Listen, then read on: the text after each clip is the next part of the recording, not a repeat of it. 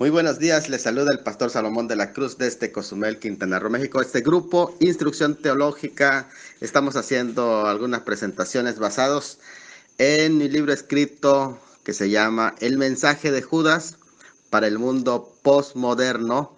Y en esta ocasión voy a explicar los versículos 5 al 7 de la epístola de Judas bajo el título Juicios de Dios para esta generación. Dice la palabra del Señor, Judas 5 al 7. Mas quiero recordaros que ya una vez lo habéis sabido, que el Señor, habiendo salvado al pueblo, sacándolo de Egipto, y después destruyó a los que no creyeron, y a los ángeles que no guardaron su dignidad, sino que abandonaron su propia morada, los ha guardado bajo oscuridad en prisiones eternas para el juicio del gran día. Y Sodoma y Gomorra y las ciudades vecinas, las cuales de la misma manera que aquellos, habiendo fornicado e ido en pos de vicios contra naturaleza, fueron puestas por ejemplo sufriendo el castigo del fuego eterno. Juicios de Dios para esta generación. Es interesante recordar el mensaje de los profetas del Antiguo Testamento que se comparan o se contraponen, mejor dicho, se oponen al mensaje que los falsos profetas del Antiguo Testamento se caracterizaban por dar, porque dentro del mensaje de los falsos profetas del Antiguo Testamento, porque eso es lo que caracterizaba un profeta del Antiguo Testamento, se encontraba que ellos no creían que el pueblo de Dios vaya a ser nunca enjuiciado, en ninguna forma, en ninguna manera, no habría juicios contra el pueblo de Dios en ninguna forma, aunque el pueblo esté mal, aunque el pueblo se haya apartado, porque de alguna forma seguían bajo el favor especial del Señor, seguían siendo pueblo escogido y por lo tanto no había forma en que sean enjuiciados. Eso los acusa y los denuncia a esos falsos. Tanto Jeremías, por ejemplo, en el capítulo 6 de Jeremías, versículo 14, capítulo 8, versículo 11 de Jeremías, capítulo 23, versículo 27 de Jeremías, como también el profeta Ezequiel en su capítulo 3, versículo 10, 16, Miqueas 3, 5, todos ellos acusaban a estos falsos profetas de que estaban proclamando más que nada prosperidad, seguridad, bendición únicamente para el pueblo, aunque el pueblo se encuentre torciendo los caminos del Señor. Y esta proclama de estos falsos profetas lo que hacía es que conducía al pueblo a pecar. De hecho, algunos profetas judíos del tiempo ya del Señor Jesucristo, inmediatamente después de su ascensión, dentro del judaísmo empieza a surgir, recuerden que estamos hablando de previos a la caída del año 70, como en el modelo, en el contexto que Judas escribe, esos tipos de falsos profetas empiezan a surgir y que no tenían nada que ver con los verdaderos cristianos, sino que eran patriotas que profetizaban la victoria de Israel sobre Roma y proclamaban prosperidad sobre Jerusalén. De hecho, ya hablaban de la venida ya del Mesías como redentor, como libertador, pero no del Señor Jesucristo, porque ellos rechazaban al Señor Jesucristo. Y estos profetas empezaron a vaticinar la victoria de Israel de Jerusalén sobre Roma. Estos falsos, que eran los falsos profetas dentro del judaísmo, empezaron a hacer esto y a levantar al pueblo judío en contra de las huestes romanas. Y de igual modo, fíjese, en forma paralela, porque aquí vemos una cosa, dentro del judaísmo, pero también dentro del cristianismo, algunos falsos maestros antinominianos, a los que Judas aquí se refiere, que enseñaban una falsa gracia, que les daba, por así decir, licencia para pecar y pecar sin vivir con las consecuencias. Y eso lo explica también el apóstol Pedro, en 2 de Pedro capítulos 2 y 3, hablaba de estos falsos maestros. Entonces encontramos que hubo falsos profetas en el pueblo judío, como también hubo falsos maestros dentro del cristianismo. Entonces encontramos dos cosas, dos vertientes de la apostasía o de los falsos. Entonces es interesante cuando nosotros hablamos de la perspectiva de los falsos, no solamente lo debemos de ver desde la perspectiva de la comunidad cristiana, sino incluso en la comunidad judía, incluso en la comunidad mundial. Tenemos que entender la apostasía en términos todavía más amplios. Es interesante porque aquí cuando nosotros vemos la apostasía desde un concepto global, incluidos lo militar, porque incluso eso abarca el tema de la apostasía, entonces nos vamos a dar cuenta del papel que nosotros tenemos que jugar como profetas de Dios, como maestros de Dios, como siervos de Dios. Sin embargo, vamos a ver en nuestro próximo audio qué hizo la iglesia verdadera ante a un contexto de esta forma que se pinta. Este es el segundo audio, Juicios de Dios para esta generación.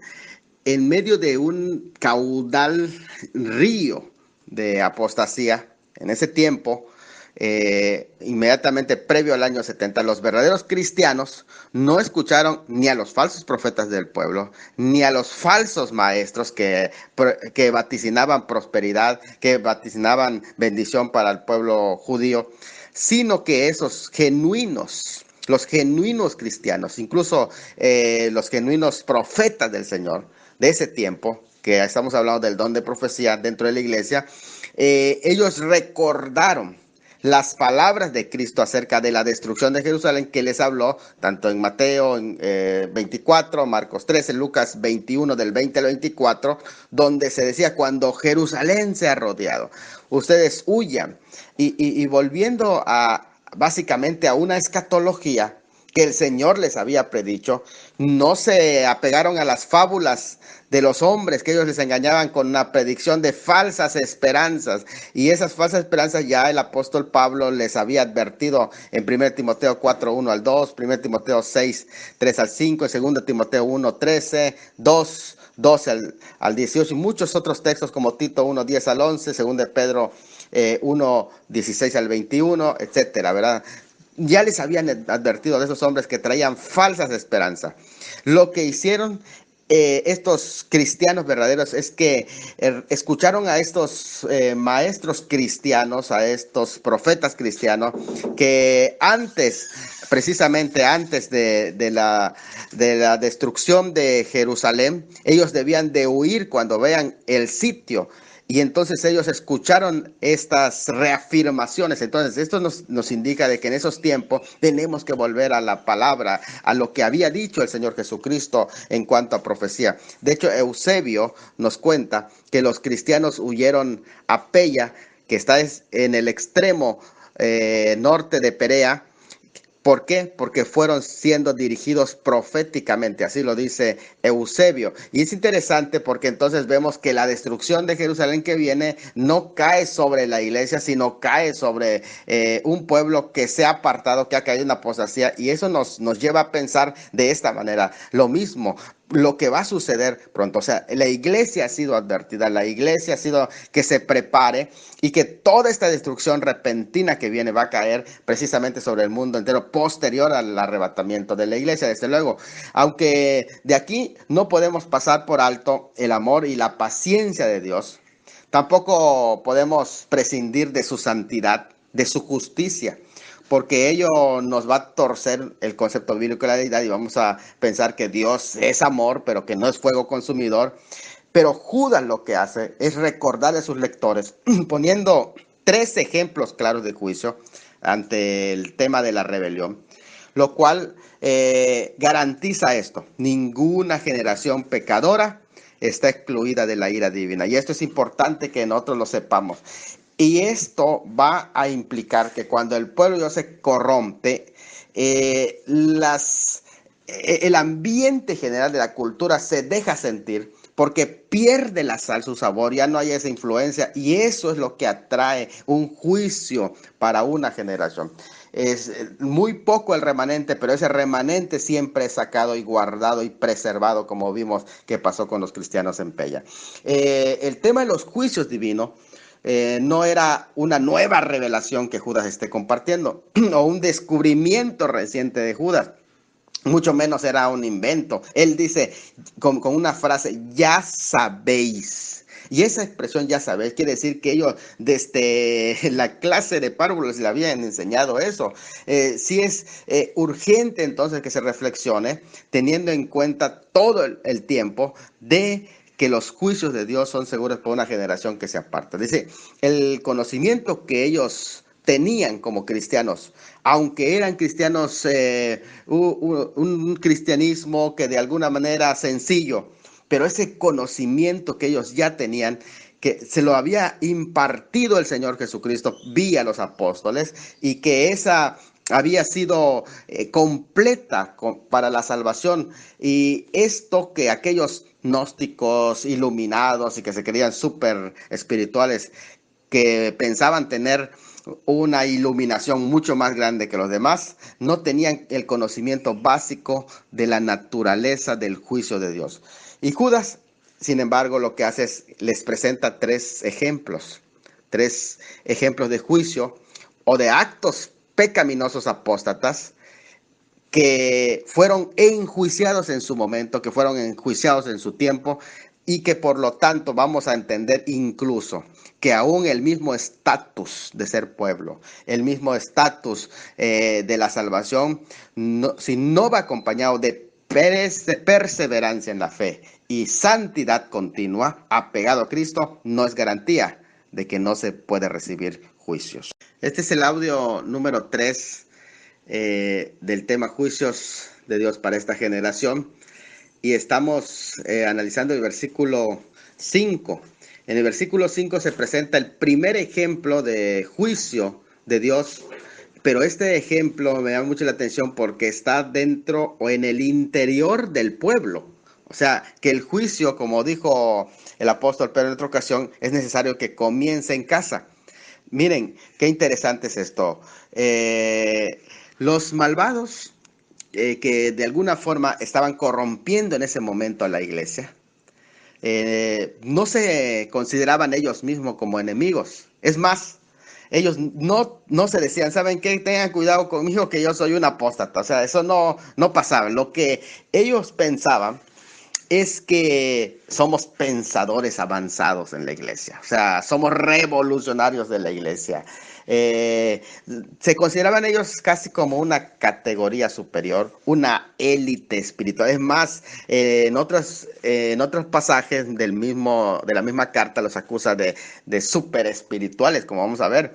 Y Judas lo que hace es escoger sus ejemplos y escoge tres para dejar claro que aunque de alguna forma algunos cristianos hayan avanzado en la vida cristiana, escuchen esto, todavía se puede acabar mal. No basta con comenzar bien. ¿Por qué? Porque como está la infiltración, muchos hombres que habían comenzado bien, que habían dado los primeros pasos correctamente, ahora se estaban pervirtiendo por causa de estos falsos que se habían introducido. Entonces, por eso dice, dime con quién andas y te diré quién eres. O sea, el tema aquí es, el primer ejemplo que presenta es de los israelitas incrédulos, es decir, incrédulos dentro del pueblo que se habían infiltrado. Entonces, no se debe considerar nadie totalmente fuera, pero sabes que yo estoy fuera de esto, nunca voy a caer en apostasía, sino estar en un continuo guardar. O sea, estar en guardia contra los errores, pero continuamente,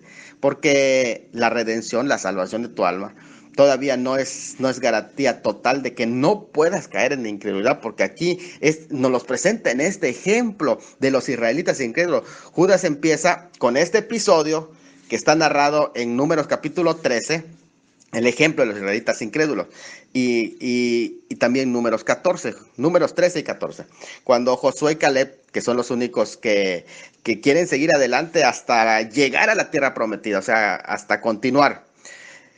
El resto del pueblo, de alguna manera, cayeron bajo ese engaño de los impostores, que a pesar de ver tantas maravillas en la experiencia redentora, no darían crédito ellos al poder de Dios, sino que empiezan a mezclarse con la incredulidad. Y viene una pregunta: ¿qué mayor acto de liberación se podría esperar cuando Dios guió a Israel de Egipto hasta las puertas de la tierra prometida, todo ese tramo. Y en la misma frontera, después de haber pasado en la misma frontera, cuando llegan a Cades Barnea, sentenció que aquellas personas de 20 años para arriba, excepto Josué y Caleb, ellos vagarían por el desierto hasta morir, excepto Josué y Caleb. Y la razón por qué estaba haciendo eso es que necesitaba depurar al pueblo en ese proceso. Y en Números 14, 32, 10 al 13, 1 Corintios 10, 5 al 11 y Hebreos 3, 18 hasta el 4, 2, encontramos toda esta historia que nos está aquí contando. Y viene la pregunta, ¿cómo entró la apostasía aún en el desierto? Fíjense eso, lejos de los demás pueblos. No había más pueblos, ellos estaban aislados de todos los pueblos en un desierto, pero ahí entró la apostasía. Aquí vamos a analizar esto. La incredulidad se infiltró en el pueblo de Israel que salió de Egipto. O sea, el pueblo, ¿cómo fue? Bueno, se dio debido a la multitud mixta, acuérdense, de Egipto, que fue una mala influencia para los hebreos. Muchos egipcios salieron, pero no estaban firmes en la fe, sino que ellos traían esa incredulidad desde Egipto. O sea, traían parte de lo del mundo. O sea, el mundo básicamente fue llevado al pueblo. Cuando los incrédulos se infiltran encubiertamente, ya sea usando el título de cristianos en la iglesia, es algo muy peligroso. De hecho, la incredulidad se demostró por medio de varias acciones, como son la cobardía, la murmuración, la rebeldía. Pero de alguna forma dice la palabra del Señor que no todos fueron contaminados. Y esto es algo muy importante. Entonces, entendemos esto. Lo peor queda demostrado con esta cláusula. El Señor, habiendo salvado. Fíjense bien que la expresión dice habiendo salvado. Sacándolos, destruyó. Son tres cosas. Habiendo salvado. En primer lugar, sí, muchos habían sido salvos. Comenzaron su caminar, los sacó, pero después destruyó. Tres cosas. Salvado, sacándolo, destruyó.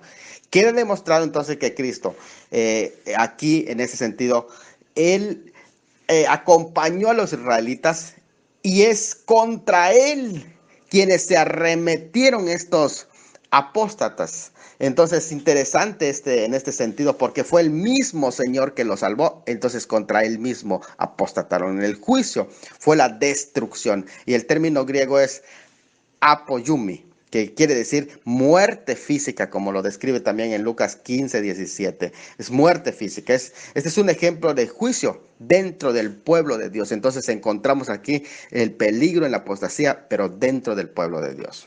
Este es el cuarto audio, juicios de Dios sobre esta generación. Ya hemos explicado cómo primeramente el juicio de Dios sobre la apostasía del pueblo de Israel en el desierto, que fue mezclado, y esa mezcla vino a traer la apostasía dentro del pueblo y que también ameritó juicio para un pueblo que se había mezclado. En el versículo 6 encontramos ahora un traslado hacia el cielo mismo. Estamos hablando, el versículo 6, de los ángeles que no guardaron su dignidad, no de todos los ángeles. Aunque los libros apócrifos y deuterocanónicos, extrabíblicos también, que se basan en algunas tradiciones orales, que de seguramente el autor conocía. Algunas de esas tradiciones enseñan que los ángeles caídos pecaron al cohabitar las hijas de los hombres en Génesis 6 con ángeles y que fueron castigadas de manera que el escritor aquí no respalda esa postura. De hecho, hasta algunas tradiciones judías, excepto la mayoría de los escritos rabínicos, daban también al pasaje de Génesis 6 tal interpretación un poquito mística. Judas, sin embargo, incluso el apócrifo de Enoc lo menciona de esa manera.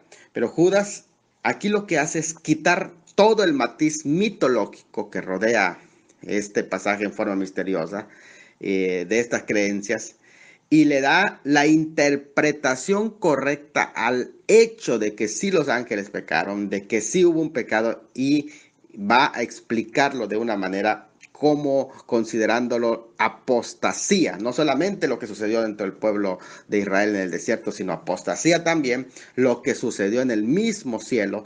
Entonces, ahora el escritor va a mantener un mensaje de juicio que está involucrado en ese pasaje, cómo fue un juicio quirúrgico de parte de Dios, radical. De hecho, él para nada hace referencia aquí al diluvio, o sea, no está hablando de Génesis capítulo 6. Hay un pasaje paralelo, como según de Pedro es un documento que Judas conoce y que es necesario interpretarlo. El versículo que aquí estamos hablando, que el versículo 6, tomando en cuenta el pasaje paralelo de 2 de Pedro 2:4, es necesario estudiarlo junto para que se llegue a conclusiones correctas, porque es un contexto que es un contexto remoto, pero que es el mismo sentido que paralelismo que está usando 2 de Pedro 2:4. Entonces, ahí queda claro por la expresión de 2 de Pedro que no se trata de los ángeles que pecaron en el diluvio, sino que está hablando todavía remontándose más allá. Primero, en primer lugar, cuando se habla de los ángeles que no guardaron su dignidad, se está entendiendo en primero que no son todos los ángeles. Se trata de los que no guardaron su dignidad. Por lo tanto, queda excluido dentro de esta categoría los santos ángeles de Dios, porque en la Biblia habla de un grupo que se llama los santos ángeles de Dios. Este grupo es particular y no es este grupo el que es mencionado como los hijos de Dios. Los santos ángeles de Dios están en Mateo 25:31, en Marcos 8:38, en Hechos 10:22 y Apocalipsis 14:10. Es un grupo especial, se llaman los santos ángeles de Dios, en ese sentido no tiene nada que ver con hijos de Dios del capítulo 6 de Génesis. Según de Pedro 2:4, se trata solo de los ángeles que pecaron. O sea, aquí vemos que hay una distinción entre los santos ángeles de Dios y los ángeles que pecaron. Son ángeles rebeldes que no guardaron su primer estado.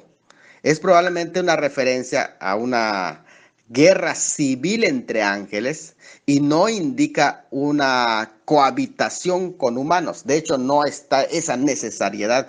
Por el contrario, aquí lo que se está hablando es de una rebelión dentro de los mismos ángeles. Eso es importante que nosotros lo sepamos en primer lugar.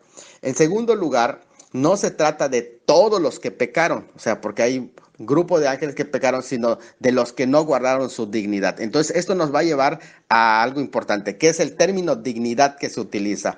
Es un término que significa posición especial, dignidad, o sea, que tenían una postura, una posición, un cargo, quiere decir gobierno, dignidad es gobierno, o puesto o poder. Entonces, dignidad significa comienzo de poder.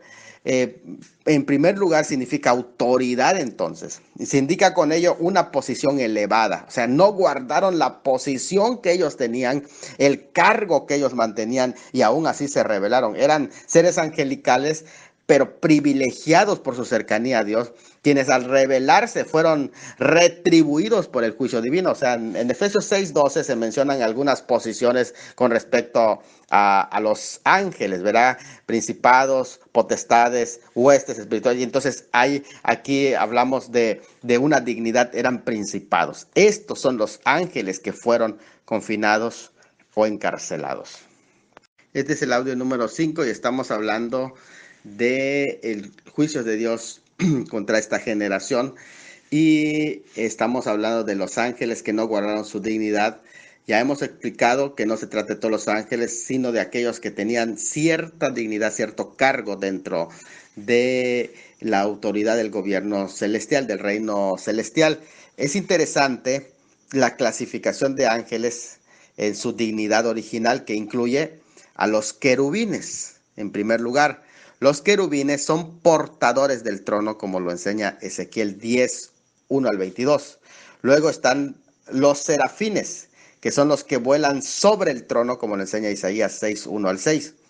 Y los seres vivientes son los que adoran alrededor del trono, como lo explica Apocalipsis 4:6-9. Dentro de estos que tienen cercanía alrededor del trono, que son los que tienen más poder, son estos seres dentro de los que se está hablando que tenían cierta dignidad o autoridad, o que son aquellos que tenían cierta posición. Satanás pertenecía a este grupo porque Satanás era un querubín, según Ezequiel 28:14, y la caída de estos ángeles fue debido a un orgullo, sí, que fue contaminado. O sea, vean cómo está, así como en el pueblo de Israel se introdujo esa apostasía, ahora en el cielo se introdujo vía Satanás, el cual consistió en creer que ser o se podía ser o podía ser igual a Dios o saber lo mismo que Dios, y eso lo muestra Isaías 14:12 o Lucas 10:18, pero esa contaminación de apostasía fue infiltrada, se le metió a los demás ángeles, contaminó con su cola, arrastró la tercera parte de los ángeles. Y es en ese sentido que se introdujo la apostasía en el cielo. Estos, dice la palabra del Señor, que este grupo de ángeles rebeldes que este es el audio número 6. Interesante de cómo se presenta a estos ángeles que no guardaron su posición. Ahora, por no guardar estos apóstatas, ángeles apóstatas, que es la apostasía que se está dando dentro de un grupo importante en el cielo. Es interesante saber esto. La apostasía no es la rebelión de un hermano cualquiera. La apostasía es la rebelión de altos mandos, es decir, altos dirigentes. Y esto es importante describirlo porque aquí vemos a estos que no guardaron. Se convierten en gente tan, pero tan peligrosa. Y la razón por la que ellos son guardados en prisiones, porque ellos no guardaron el alto privilegio que Dios les confió. Por lo tanto, demostraron que no son de fiar. Y el poder que Dios les había dado, ahora también se convertía en un peligro si estuvieran sueltos. Es decir, la gente más, pero más peligrosa de todo el universo son aquellos que han tenido cercanía con el poder de Dios, que han tenido el privilegio del poder de Dios, porque ellos pueden usar ese poder para su propia conveniencia, para su propia perdición, y estos son los que llevan al pueblo a pecar. Cuanto mayor es el privilegio, mayor es la responsabilidad, y el pecado de los que tienen más alto privilegio es mayor, como también mayor va a ser su juicio. Eso es importante saberlo. ¿Qué es entonces la apostasía? No solamente es una rebelión cualquiera, sino rebelión de altos mandos. Dice que abandonaron su morada. La palabra morada es casa. Abandonaron su casa en el cielo, pero no solamente su casa, sino que su oficina, por así decir, el lugar de privilegio que tenían. Porque aquí cuando dice abandonaron, habla de una decisión voluntaria, o sea, nadie los presionó para que lo hagan, ellos tomaron la decisión, por lo tanto vemos la voluntariedad de esto. No era la voluntad de Dios que ellos abandonaran, pues fueron creados para el cielo, para gobernar en el cielo, para vivir en el cielo, pero ahora están en prisiones como resultado de su propia elección, que nadie eligió por ellos. Se indica entonces que ocupaban un lugar especial de luz en la casa del Padre, pero que hoy son presos en la oscuridad del infierno. Qué contraste tan grande de la elección de ellos mismos. Así que los ángeles caídos, en este sentido, vemos que se agrupan en dos.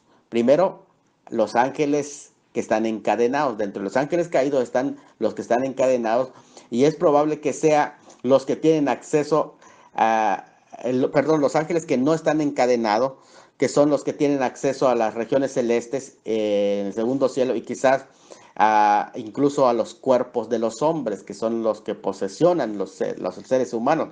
Estos mismos un día van a ser juzgados por Dios por seguir a Satanás, y ruegan por no ser enviados a las cadenas del infierno antes de tiempo, como lo menciona en Mateo 8:28-29. Y segundo, están los ángeles que están encadenados. Estos que están encerrados en este momento en las prisiones de oscuridad, en el abismo, dentro del infierno. Es decir, el tener una posición de autoridad en el mismo cielo o reino de Dios, escuchen esto, no excluye a nadie de recibir el juicio de Dios por el pecado o la apostasía. Y la apostasía es tan real. Es importante que aquí vemos la naturaleza de la apostasía, porque hay algunos que niegan la apostasía, dicen que no existe la apostasía, que la apostasía no es real.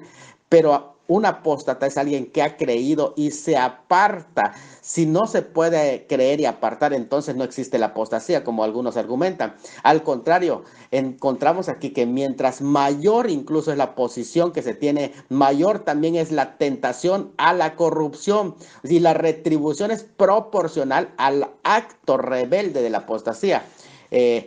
Unos entonces esperan el juicio del gran día un poco más libres que los otros, porque los otros están sueltos, es otros demonios, porque no tenían esa dignidad de posición. Pero al llegar el gran día, todos los ángeles, los que pecaron, todos serán juzgados, los que tenían posición y los que no tenían posición. Aunque ya un juicio ha comenzado, que algunos no van a quedar impunes. O sea, nadie va a quedar impune. El juicio ha comenzado, pero no los incluye todavía aún a ellos en este momento porque están sueltos. Parece que Dios no está juzgando, pero sí, Dios está juzgando. Algunos ya los tienen encadenados, a otros no, pero a todos les va a llegar el juicio. Este es un ejemplo de juicio en el cielo a los mismos ángeles por ambicionar corruptamente más poder y renunciaron a su ministerio por tomar el que le ofreció a Satanás. Y mucha gente hoy está haciendo lo mismo, está renunciando a ese ministerio, dejando la sana doctrina y agarrando por conveniencia el error. Audio número 7, Pastor Salomón, desde Cozumel, al grupo Instrucción Teológica, y estamos hablando de un comentario de nuestro escrito que se llama El mensaje de Judas para el mundo posmoderno, y estamos ya en el versículo 7. Acuérdense que desde el versículo 5 les dice Judas, mas quiero recordarles, y esta vez les recuerda 3 ejemplos a sus oyentes, 3 ejemplos de apostasía. El primer ejemplo que le presenta es de la apostasía dentro, en el interior del pueblo de Dios, con el pueblo de Israel, de los apóstatas incrédulos que murieron, que recibieron juicio en el desierto. El segundo grupo de juicio que reciben de apóstatas es en el mismo cielo y se va hacia los líderes que apostataron, ángeles que no guardaron su dignidad y que recibieron ese juicio también. Pero hay un tercer grupo que fueron enjuiciados, que es el grupo de Sodoma y Gomorra y las ciudades vecinas. Está en el versículo 7. Interesante que todas las profundas perversiones del mundo antiguo se dieron en Sodoma y Gomorra, que descienden de los cananeos, de allá es donde viene, y de hecho el término ahora sodomista, de allí se deriva. Las ciudades circunvecinas que fueron influenciadas y pecaron de la misma manera que Sodoma y Gomorra, quedaron incluidas mismo dentro del juicio, o sea que la contaminación que eso hace. Y me llama mucha atención porque este tipo de apostasía ya no solamente es una apostasía a nivel eclesiástico o no es una apostasía a nivel liderazgo, sino que es una apostasía a nivel ciudad, es una apostasía a nivel político, es una apostasía a nivel legal. Y son mencionadas ciudades completas como Adma, Seboín, que está en Deuteronomio 29, 23 y Oseas 11, 8. O sea, el pecado de Sodoma es uno de los relatos más terribles de la historia que está en Génesis 19 del 1 al 11. Por ello, su destrucción posterior es el más trágico de todos, o sea, que cayó fuego del cielo. Que fue bombardeada por Dios mismo en Génesis 19, 12 al 28, el fuego que consumió de alguna forma irreparable estas ciudades, que no se volvió a levantar. Es un tipo del fuego eterno, de un juicio eterno en el que los pecadores serán consignados. Pero aún así, ese mismo fuego estaba representando el fuego del juicio de Dios que iba a venir sobre los mismos pecadores. Entonces, el dicho juicio hoy representa más que todo un ejemplo, pero si no contundente, excelente de juicio, citado incluso por el mismo Señor Jesucristo cuando habló, lo puso como ejemplo de los juicios que se avecinan, y sirve también de escarnecimiento para civilizaciones posteriores. De hecho, esto es más que nada, arqueológicamente hablando, es un mensaje para todas las generaciones. Por ello notamos que como el ejemplo de Sodoma y Gomorra se extiende por toda la escritura, siempre se utiliza la referencia de Sodoma y Gomorra. ¿Por qué? Porque es uno de los ejemplos más claros del juicio de Dios. De hecho, el arqueólogo George Adam Smith describe lo que fue su lugar de estos territorios en una hondonada desértica que estaba agostada por el sol. Supone que su suelo bituminoso tuvo lugar en ese lugar, una de las terribles explosiones y conflagraciones geológicas producidas en lugares donde se forman depósitos subterráneos de petróleo y gas que fueron liberados repentinamente, según este arqueólogo, por su propia presión o por el terreno, y el gas explotó, elevando el aire, en el aire una contaminación de masas de petróleo hirviendo que vuelven a caer como lluvia de fuego, tan inextinguibles que siguen ardiendo aún al caer en el agua misma. Así que estamos ante un juicio totalmente impactante.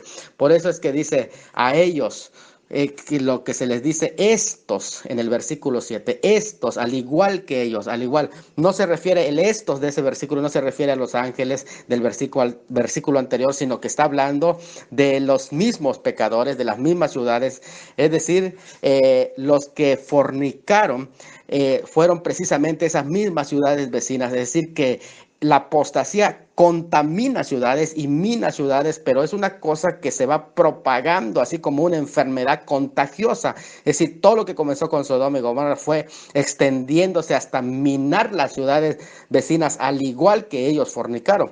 Entonces, se hace referencia a ellos por la apostasía, que en los tres grupos se cataloga como pecado abominable delante de Dios por ser un extravío. Sí, la apostasía es algo que contamina las ciudades, y donde los apóstatas llegan, van contaminando a otras personas. Audio número 8. Yo sé que en muchas ocasiones se cuestiona el juicio de Dios sobre las naciones que a veces dice uno nunca escucharon la palabra de Dios. Pero este pasaje nos deja entender algo muy importante, que hay naciones tan sensuales que simplemente no se arrepentirían aunque bajaran ángeles de Dios a predicarles, como es el caso de Sodoma, y tienden a contaminar, sí, a los que están a su alrededor. En otras palabras, en vez de ser un bien el dejarlos, se convierte en un mal peor, como dejar tomates podridos dentro de una caja. Tienen que ser quirúrgicamente quitados de allá. Y la promiscuidad de estas ciudades entonces se describe con actos inmorales tan concretos y tan tremendos como son los siguientes. En primero, se habla de fornicación.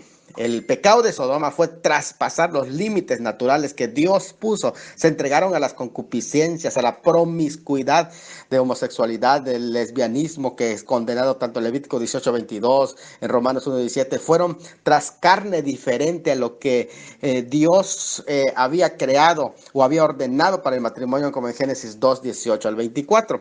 En segundo lugar, aparte de fornicación, que es un encabezado para hablar de todos los catálogos de perversión sexual, tomaron vicios contra naturaleza. Esto es interesante cuando va describiendo los vicios contra natura.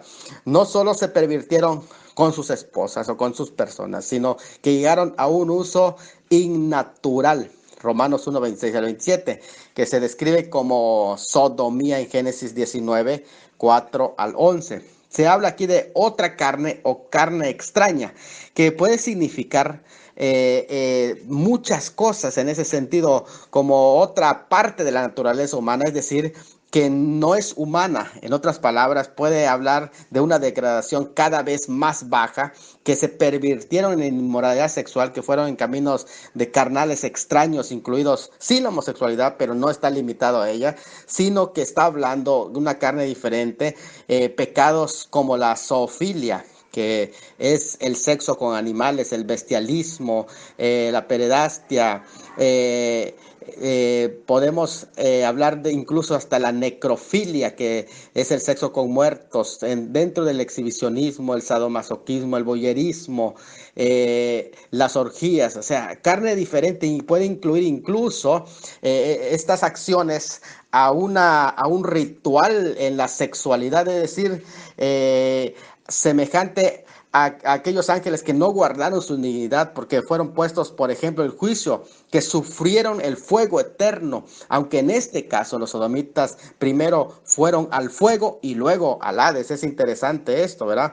Pero entendemos cómo fue la perversión degradándose cada día más, hasta que incluso en esos rituales pudieron haber tenido las relaciones que son rituales con demonios. Entonces algo muy tremendo hasta este punto, a donde ellos se degradaron.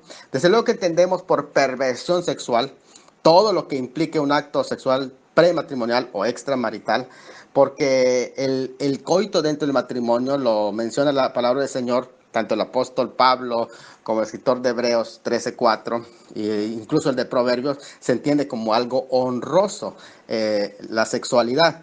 Pero el pecado de ellos llegó a la cima cuando acosaron a los ángeles enviados. O sea, vean cómo está a una carne extraña. Su castigo es eterno porque no se arrepintieron antes, sino que incluso quisieron seducir a estos ángeles. Entonces no es una mera coincidencia que los apóstatas hoy están al frente de los que defienden la homosexualidad, la adopción de niños por homosexuales, que abogan incluso por la legislación. Por eso estamos hablando de lo que está sucediendo en ciudades enteras, porque la ley es algo muy importante que se está violando, que se está cambiando. Entonces la apostasía conduce a la gente a un precipicio, luego los lleva a brincar, a saltar hacia la destrucción. Esto entendemos que el juicio de Dios en estos tres casos, en estos tres ejemplos que hemos visto, se asemeja a esta generación. Audio 9 y último de este tema, juicios contra esta generación, sobre esta generación.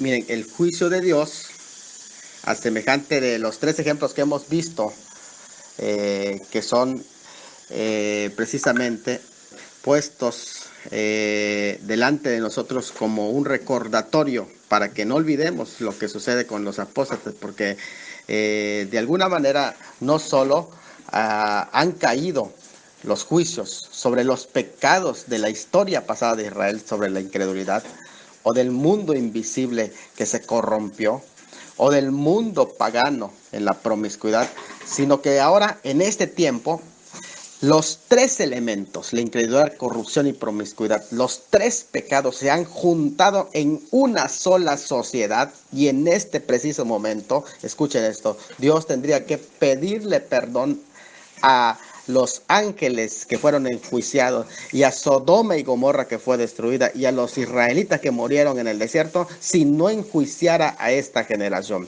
Y esto es algo que nosotros tenemos que ver la realidad. ¿Por qué razón viene el juicio? Por la apostasía. Porque cuando una iglesia cae en apostasía, va contaminando otras esferas, su influencia se va restando y la sociedad se va pervirtiendo. Pero nos llama mucho la atención qué está pasando dentro incluso de la teología dentro de la iglesia. Omitiendo las advertencias de Judas, hoy, por ejemplo, la doctrina del dominio, con su escatología postmilenial y militante, enseña que la única manera en que el mundo puede ser rescatado es a través del poder temporal y terrenal, que previamente ha incautado esto a la iglesia, y que ellos dicen que solo después de que el mundo haya sido rescatado de este modo, entonces podrá regresar el Señor, cuando lo que estamos presenciando es una gran apostasía, no una gran conversión, no un gran avivamiento. Aquí precisamente en donde aparece en escena que no para ayudar, sino más bien para causar a los males de este tiempo en la iglesia, la doctrina del postmilenialismo, que aparece bajo muchos nombres, como la restauración apostólica, la reestructuración, la nueva ola, la lluvia tardía, hijos manifestados de Dios, la teología del reino ahora, teología del dominio. Con relación a todos estos, los dominionistas, la doctrina del dominio del reino ahora y sus conquistas de naciones, que de alguna manera proclaman un gran avivamiento, sobre todo en algunos lugares que a mí me hacen dudar de qué es lo que están ellos haciendo. Cuando veo los resultados, por ejemplo, que se dice hay un gran avivamiento en Colombia, cuando vemos qué es lo que está sucediendo, si hay un gran avivamiento en drogas. Es interesante esto, porque ellos proclaman su conquista a las naciones, pero basta ver las noticias cada día para saber que el mundo no se está cristianizando, sino que se está perdiendo más y más. Entonces la razón por la que se mantiene esta filosofía de un falso gobierno teocrático con el fin de implementar un sistema piramidal de gobierno apostólico y profético, lo que está haciendo es llevando a la cúspide, a la apostasía, que está preparando el camino para la llegada de ese personaje mundial tirano, quien va a estar gobernando, que conocemos la palabra del Señor lo llama el anticristo. Es importante entonces señalar las principales mentiras que niegan o esquivan hoy el tema del arrebatamiento de la iglesia, como son el reemplacismo, que es la iglesia, dicen, proclaman esos apóstatas, ha reemplazado a Israel y Dios ya no tiene ningún propósito para los judíos. O el dominionismo, es decir, que la iglesia está destinada a conquistar, a apoderarse, a reinar sobre el mundo por sí misma. O sea, un reino sin el rey presente, pero sí con la reina, que es la iglesia, que así lo manejan en este sentido. Y el tercero, el postmilenialismo, que Jesús no puede regresar por la iglesia hasta que ella haya completado su reinado, y en ese sentido de reemplacismo, y esté lista para presentárselo a él, al Señor Jesús. De hecho, de acuerdo a las Escrituras, la situación no va a mejorar.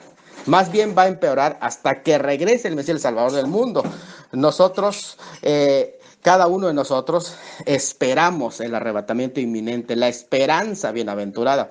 Y así como en Sodoma y Gomorra, Lot, que no es mencionado por Judas, y me llama mucho la atención. ¿Por qué no es mencionado? Porque Lot escapó de ese juicio. Así también la misma expresión: escapa por tu vida, que Cristo viene pronto.